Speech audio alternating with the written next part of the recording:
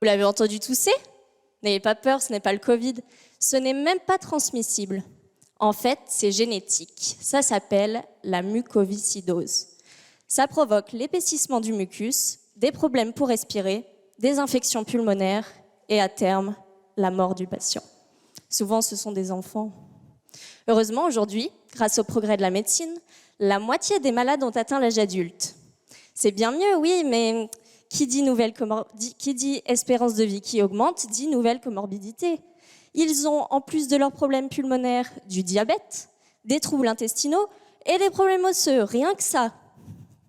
Mais alors, en quoi cette maladie qui provoque l'épaississement du mucus est-elle aussi responsable d'un déficit osseux? On ne comprend pas pourquoi. Jusqu'à présent, les études existantes utilisent des animaux ou bien des cellules venant de biopsies d'os de patients. Vous voyez le problème, je suppose?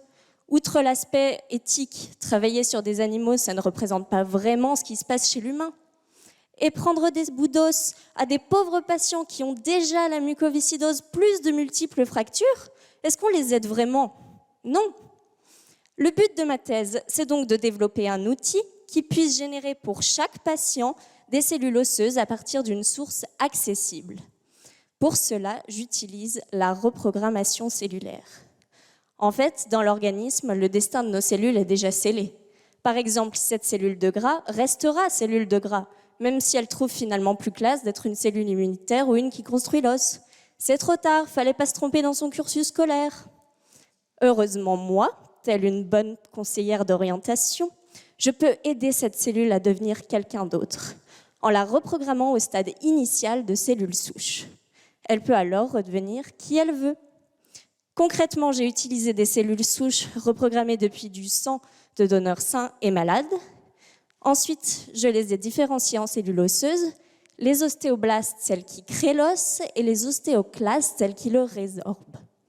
Chez les patients ayant la mucoviscidose, les ostéoblastes mettent plus de temps à devenir matures et les ostéoclastes sont plus gros et plus fainéants.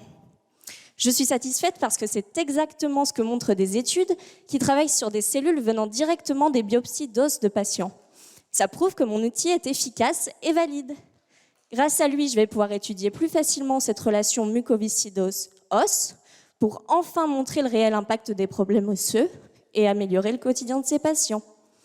Qui sait, cette maladie dont on mourait à 20 ans hier et à 40 ans aujourd'hui, on finira bien par en guérir demain.